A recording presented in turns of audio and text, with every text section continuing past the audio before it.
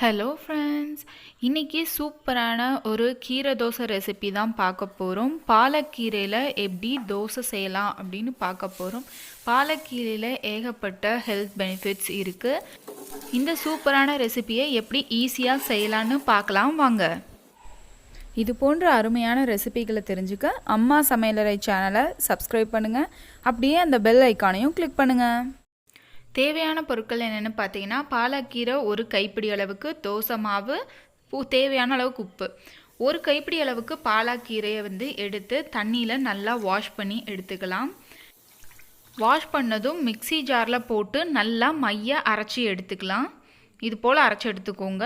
இப்போ நம்ம அரைச்சி எடுத்த பாலக்கீரை பேஸ்ட்டை ஒரு பவுலில் சேர்த்திக்கலாம்.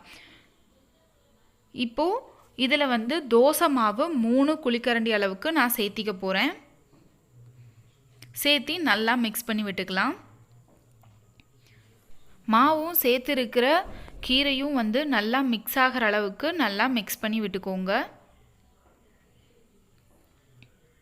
ஆல்ரெடி தோசை மாவில் உப்பு இருக்கிறனால நான் உப்பு சேர்த்தலை. நீங்கள் உப்பு வேணுங்கிற அளவுக்கு சேர்த்திக்கோங்க. இது போல் நல்லா மிக்ஸ் பண்ணி எடுத்துக்கோங்க.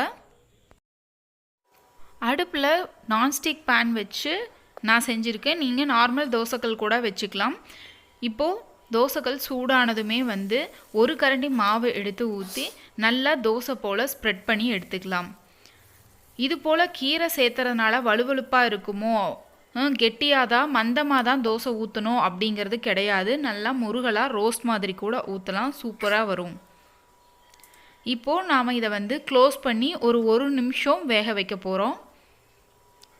இப்படி 1 நிமிஷம் வேக வைக்கிறனால நல்லா ரோஸ்ட் போல் சூப்பராக ரெடி ஆகிடும். இப்போ பாருங்கள், ரெடி ஆகிடுச்சு, எடுத்துடலாம். தோசையோட அடிப்பகுதி பார்த்திங்கன்னா நல்லா செவந்து வந்திருக்கு. இப்போது இதை நம்ம எடுத்து சர்வ் பண்ணிக்கலாம். இதே போல் மிச்சம் நம்ம ரெடி பண்ணி வச்சுருக்க எல்லா மாவையுமே தோசையாக ஊற்றி எடுத்துக்கலாம். நான் இங்கே ஒரு லிட் வச்சு க்ளோஸ் பண்ணி 1 சைடாக வேக வச்சு எடுத்திருக்கேன்.